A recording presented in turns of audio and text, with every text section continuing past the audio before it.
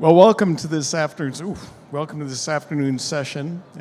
We're really excited about this particular offering. This is the first time we've done this, so I'm going to introduce in just a moment the editor-in-chief of Nutrition Business Journal and the man who runs or helps run this publication, Holistic Primary Care. So they have covered the market with data offerings in kind of different perspectives for a number of years, and this is the first time that we are uniting this. Eric Goldman, who is the editor-in-chief of Holistic Primary Care, has run a questionnaire of the market, kind of plumbing what's going on in the practitioner channel. And of course, you're all familiar with the Nutrition Business Journal data. And today we're putting those together, and this is the first time that's happened. So we're really excited about the result here. So without further ado, I'd like to introduce Bill Giebler, who is Insights and Content Director for Nutrition Business Journal, and Eric Goldman, who is the Editor-in-Chief of Holistic Primary Care. So let's give them a big hand. And thank you. Hey, Aaron. Thank you. Good to be here. Good to see you all. Let's see. I'll sit here. Get to sit for this one. Yeah, feels good. Yeah. So can you hear us okay? I think you can hear me. Very good. So yeah, I'm Bill Giebler, again, Content and Insights Director with NBJ. We've got Eric here, just like Hank said. Thank you, Hank. How about now? Okay. And so NBJ is coming out with a practitioner channel report in just a few weeks here. And for that report, we've got some consumer survey research. We've got our practitioner channel market sizing data. And we did a really robust survey with Eric's help, the two of us coming together. As Hank said, it's the first time we've ever collaborated on this. We've both done practitioner survey stuff in the past, but over 1,100 practitioners reached in a really robust survey. And that's what we're going to share here today. So Eric's going to do a lot of the talking. I don't know if anyone knows the channel better than Eric, so this is really exciting. And but I'm going to set up a little bit what the research was. We had, I'm saying 1115 here. We actually, for some of the questions, we had closer to 1,200. Small difference, but on the respondents, 89% of these were very small practices. 10 practitioners might not be a very small practice, but 70% were solo or independent practitioners, and a good majority of these have been in practice for a good amount of time, more than 10 years. If you add up the 10 plus to the 20 plus to the 30 plus, you get 78% of the practitioners we reached have been in practice for more than 10 years. 29, almost a third of them in practice for more than 30 years. Here's a little bit more about the methodology. A surprising a surprising number of the respondents were chiropractors. So we see a lot of chiropractors here. MDs, the second largest respondent, NDs, health and wellness coaches, and you can see that going all the way down there to PTs at the bottom. Practitioner types, almost half defined themselves as integrative and mixed practitioners. Nearly a quarter said functional practitioners. Looking at that pie chart on the right, it's interesting to see the business model, and direct cash pay is the majority of these practitioners. Only 10% of them are insurance-based, and I think that's really interesting. I think it says a lot about the category. And how did you put it? You were saying that what story that tells. I'd love to hear. Well, I think it tells the story that holistic, functional, naturopathic medicine, however you want to call it, doesn't really thrive very well in insurance-based practice. So some people are trying to do that. They're trying to blend them and work it, kind of shoehorn it into an insurance-based conventional practice model. But by and large, the practices that succeed have to do it outside of insurance. So they're doing either direct pay or some kind of concierge model, membership model, something like that. So two other points about this audience, and then we'll get into what the data showed. 77% of them defined themselves or identified as alternatively trained, with 23% saying they were conventionally trained practitioners. And then this last one is fascinating, but it also calls for a very important caveat. 99% of these practitioners take supplements themselves. That's a remarkable number. The important caveat is we found most of these practitioners through the brands. We reached out to a lot of the brands, partnered with some of the key brands in the space. Through their lists of practitioners, we reached out, and that's how we found these practitioners. So that 99% is, and everything we're about to tell you, is not representative of the entire practitioner community, but sort of the choir that we're all preaching to. Although I would add to that in the studies that we've done, the surveys we've done independent of NBJ, we've also seen very, very high personal use of supplements among practitioners. And this goes even way back, like 20 years ago. I remember being at a cardiology meeting. This was before I started HPC. And one of the speakers said, how many of you take fish oils for your own health? And a whole bunch of hands went up. And then he asked, how many of you recommend fish oils to your patients? And far fewer hands went up. So there's a big gap between what doctors do and for themselves and what they recommend. At least that was true 20 years ago. I think that gap has closed for sure. Yeah, well, let's see what we learned then from these practitioners. Yeah, so there's a lot of good news for the industry from this survey. Before I jump into that, I just want to thank you guys. Thank Bill and Eric Pierce and all the team at NBJ for collaborating with us, because there was a very fruitful collaboration. Yeah, it really was. As you'll see, we've got some interesting numbers. So not only do they take supplements, but they're also dispensing and recommending. And when we say dispensing, we mean selling, whether that's in the clinic or online, via FullScript or some of the other online dispensaries.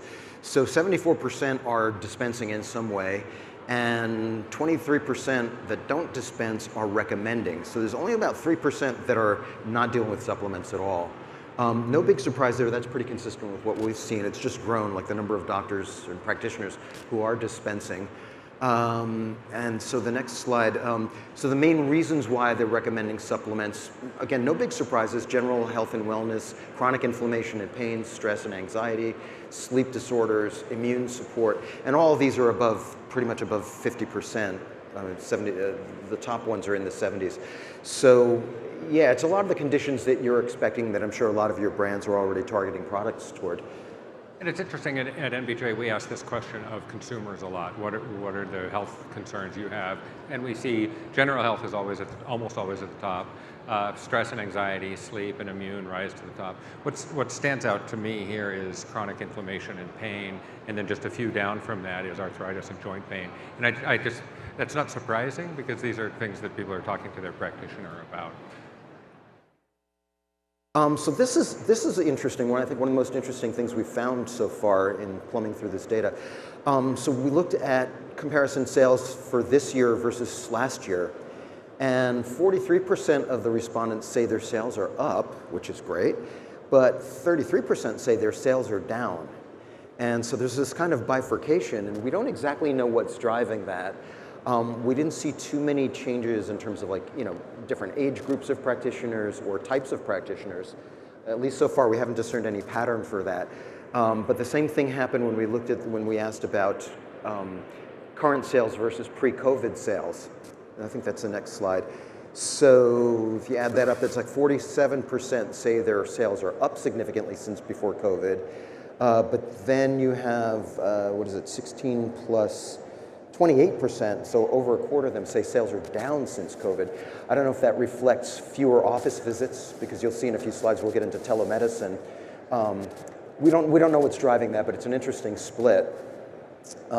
Just one thing I want to add, it's not on the slides, but in terms of how they're dispensing, 72% say they still have a formulary in the clinic. That was a little bit surprising to me, because certainly online dispensing has grown, but the old school model of having stuff in your office and having the closet full of supplements, that still holds for a lot of these practitioners. So I thought that was very interesting.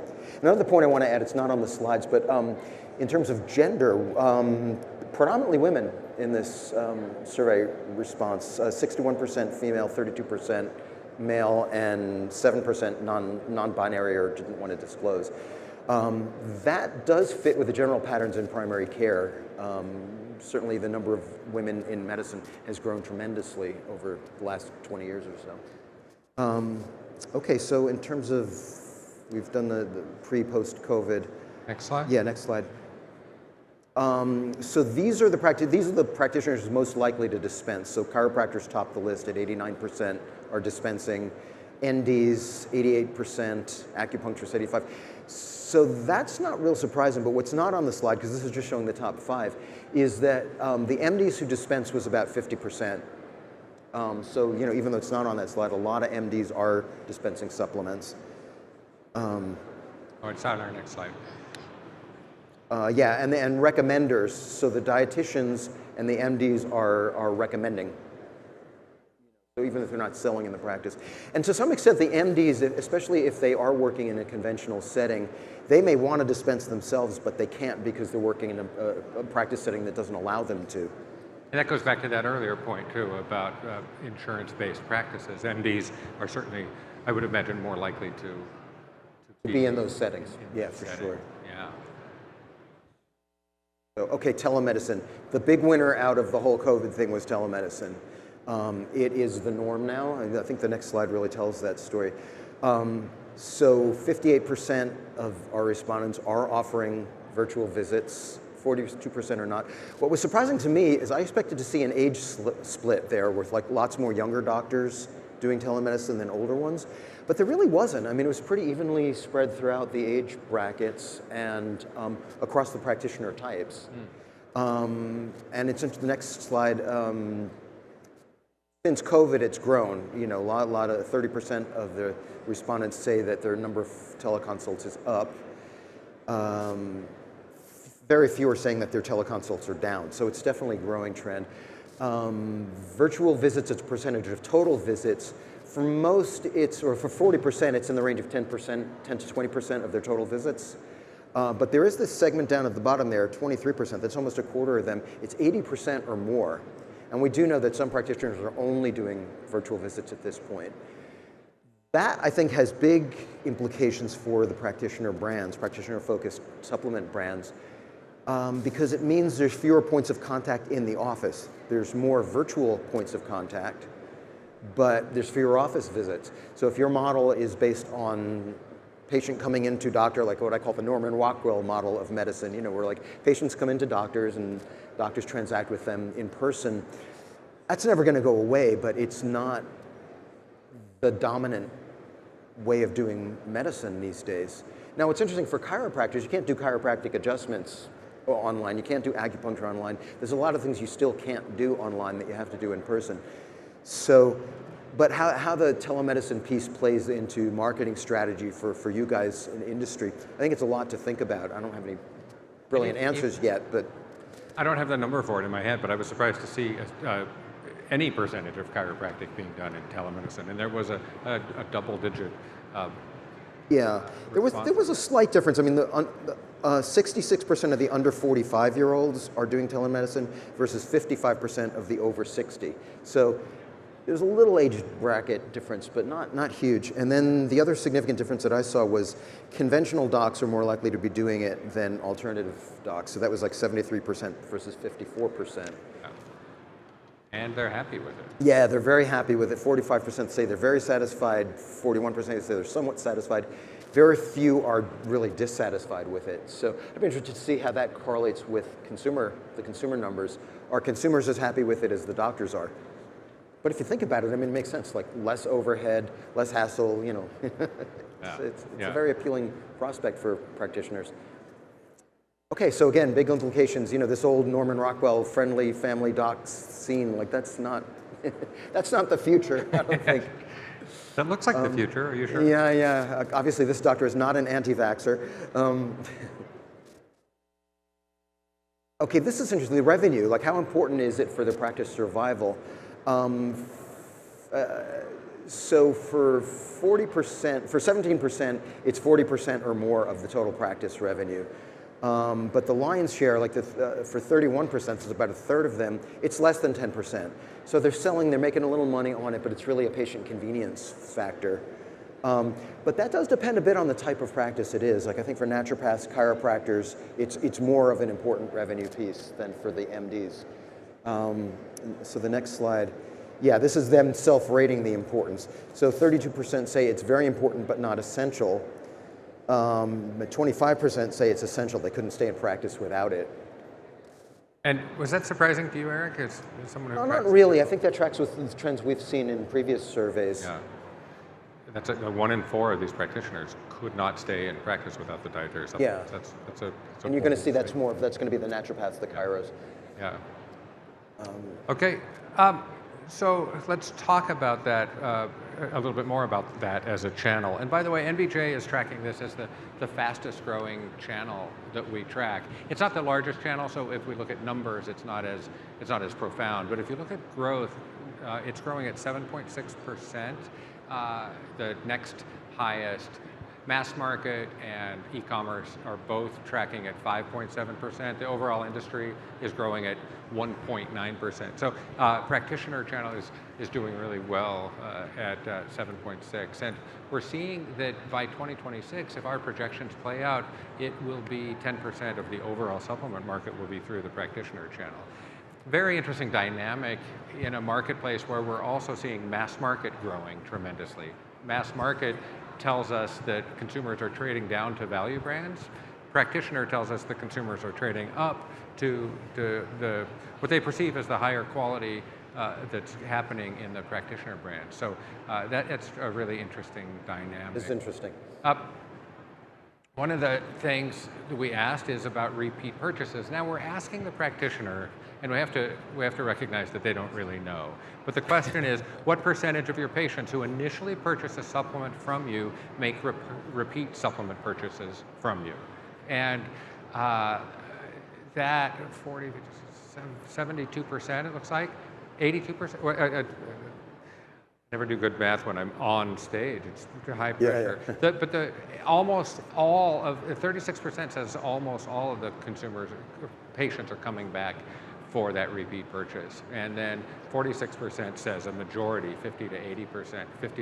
So that's a lot of repeat purchases, and that's a surprise to me. I don't know if it's a surprise. Aaron Bart's shaking his head. No. Yeah, that's not what we're hearing from the brands. So I don't know if they're overly confident in their ability to resell, or if they just don't know and they're kind of guessing. So for those patients that don't come back into the office, why aren't they coming back? And again, we're asking the practitioner. We didn't ask the patients. We asked, although we did in the report, we'll be reporting on how consumers answered this question. But the leading hypotheses then from the practitioners, it's all about price. Why didn't they come back and buy that supplement from you? They've either chosen to stop taking it because it's too expensive, or they're purchasing a different brand of what they believe is the same supplement, and they're doing that based on price, or they're purchasing the same product elsewhere based on price. Everything based on price here. We go down quite a ways before we get to convenience. They're purchasing it elsewhere based on convenience, and that makes sense too. But there's a big opportunity here, I think, for the brands to really work closely with these practitioners and increase that convenience. The full script you mentioned does a good job of increasing convenience there, but there's definitely these patients are going elsewhere to buy these supplements. So that's a known vulnerability for the space. One possibility there is practitioner exclusivity. That's something that not long ago was the norm in this channel. You really could only get these products through the practitioner. Now, most of the brands, with one notable exception, also, we'll just keep referring to Aaron here, is available on Amazon, it's available online and in more retail outlets. Yet, it's important to see, for these brands to see that this is the opinion of those practitioners. What is your opinion of supplement brands previously sold exclusively here, also being sold through Amazon, I guess is how we ask the question. And 56% of practitioners said, I am opposed under all circumstances. That is significant when almost all of these products are available on Amazon. 31% said, I'm okay as long as they are at MSRP. Only 1% of the respondents said they're okay no matter what.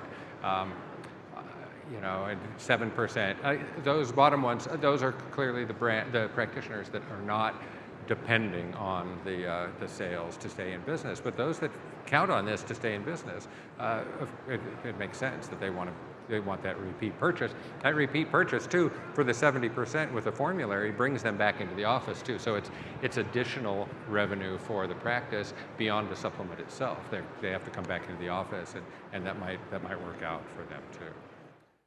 So one more area we want to touch on here, and then we'll open it up to some questions. Yeah, so this is going to be a wake-up call for industry. Bottom line is, even doctors and other types of practitioners who are deeply engaged with supplements, they're taking them for their own health, they're recommending or they're selling to their patients, they don't really understand what's behind the curtain of the industry. They don't understand the regulatory framework, they don't understand the language. I mean, we noticed this signal back in 2016 on our own surveys, that a lot of practitioners didn't know what Duchenne was.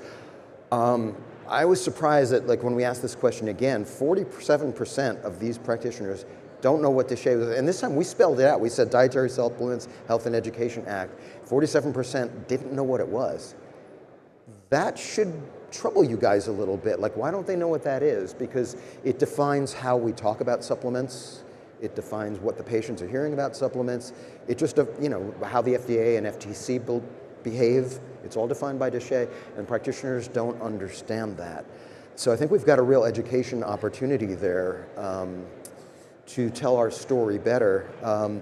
Now, when we asked about what would improve the quality and safety of supplements, they see a role for themselves here. 55% say they'd like to see greater involvement of practitioners in supplement industry trade groups, i.e. everything that goes on here. 53% want to see stronger industry self-policing, and 38% say they'd like to see practitioners involved in the FDA and FTC. If you look back at historically, there weren't a lot of practitioners at the table when Duchenne was created. And there's still not a lot of practitioners in the dialogue, but I think they need to be, I think they want to be. They recognize there are major quality issues. I mean, this is, again, not on the slides, but I was looking through the data set before I left home. And so the top biggest concerns, safety concerns for these practitioners is undetected contaminants, which is 76% said that was an issue. Adulterants, 74% said it was an issue. Poor quality products available online to their patients, 76%. Undisclosed GMO ingredients, that was 74%. You know, bad or ineffective ingredients being put in formulas, or like fairy dusting with ineffective dose levels, 74% say that's a problem. And 68% see false and misleading claims. So they're on it, you know, they recognize what the problems are. So I think we as industry have a lot of work to do to engage them, to educate them, to help them understand how supplements are regulated, and then to highlight and spotlight the companies that are really doing the good work and what that entails. So yeah, wake up call. And I hope that would have changed over the last 7 years, but it really hasn't. There's still a real awareness gap. Yeah, almost half don't know what Duchenne is. Yeah. Well, that's it. That's what we have. We've got some time for Q&A. I just want to close with this. There's the report that we'll be releasing in the next few weeks. NBJ has a booth right over here at 7076. So come see us, ask us questions. If you'd like the latest copy of Holistic Primary Care, say hello to Meg over there, Meg Sinclair, the publisher, a business partner, and she's got the new fall edition. So if you want that, grab it. So any questions? We've got about 5 minutes for questions if you have any.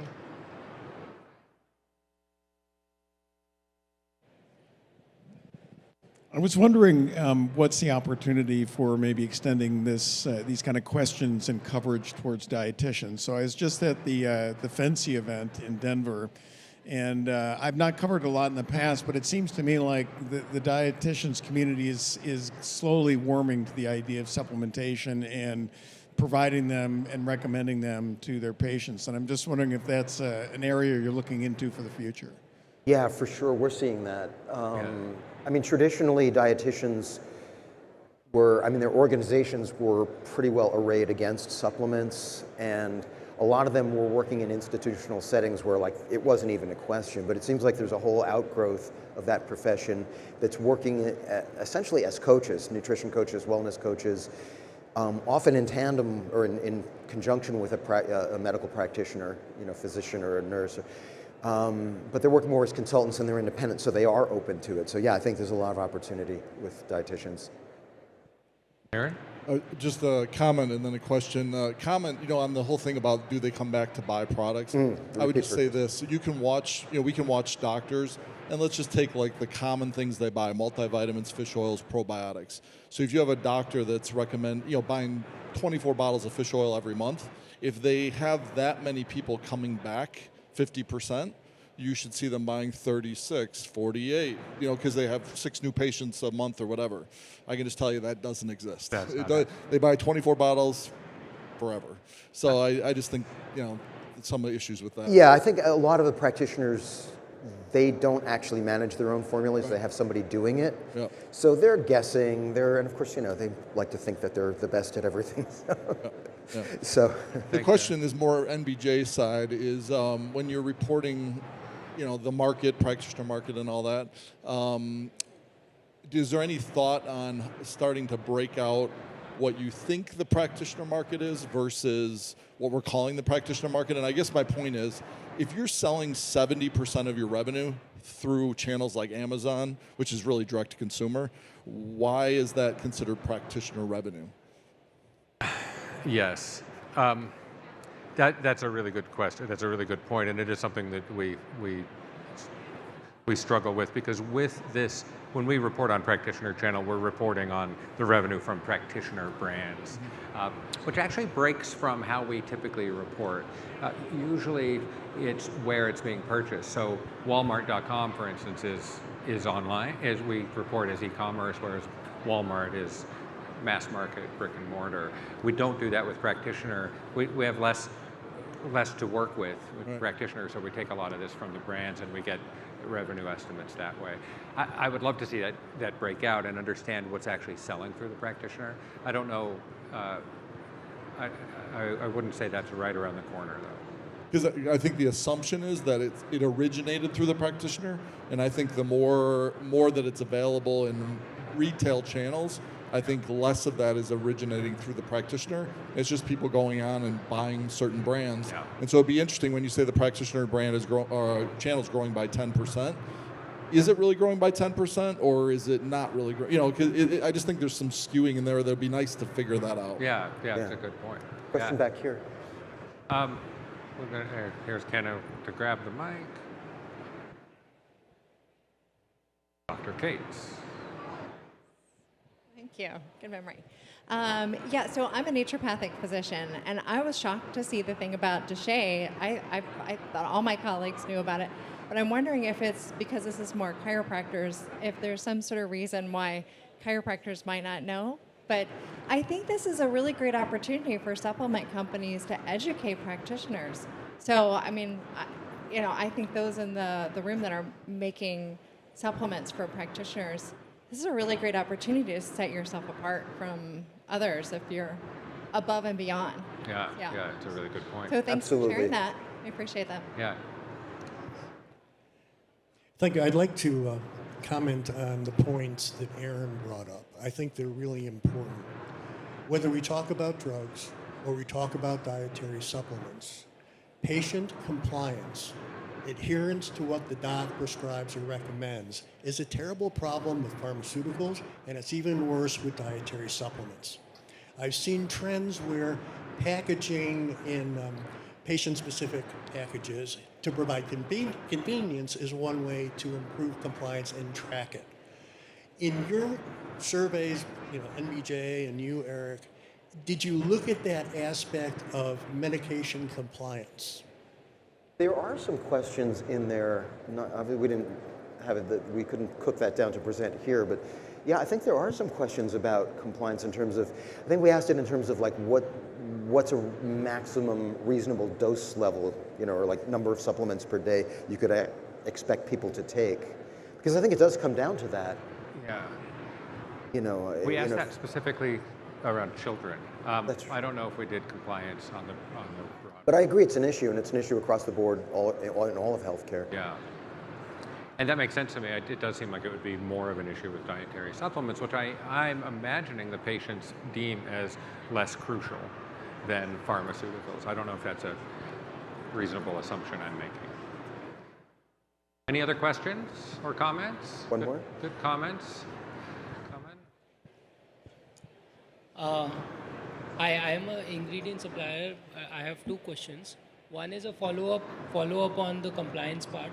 And what would intrigue me is if the compliance was better on recommendation of a practitioner versus in general.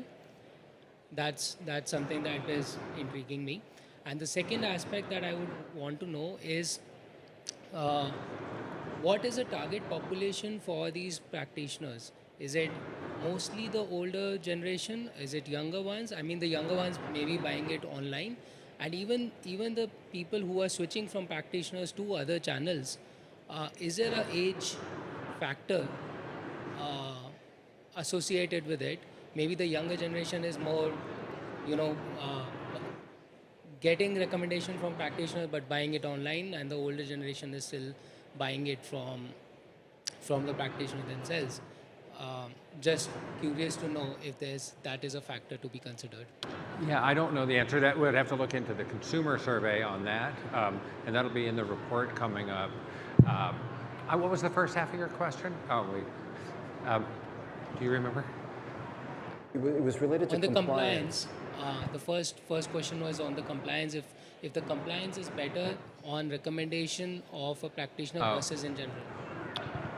I don't know how we would get at that. Yeah, my sense is that initial compliance is going to be strong when a practitioner says, you really need to be on this. I think compliance really has to do with perceived effect. In other words, if I take something and I feel it and I sense it's doing something, I'm going to keep doing it. If I take something and I'm not feeling or experiencing an effect, and I have to go back to my doctor and the doctor says, yes, well, your lipid levels are going in the right direction, I might continue on or I might not because I'm not actually experiencing it. It becomes more theoretical. So I think the more theoretical the benefit is, or the more long-term the benefit is, the lower the compliance is going to be.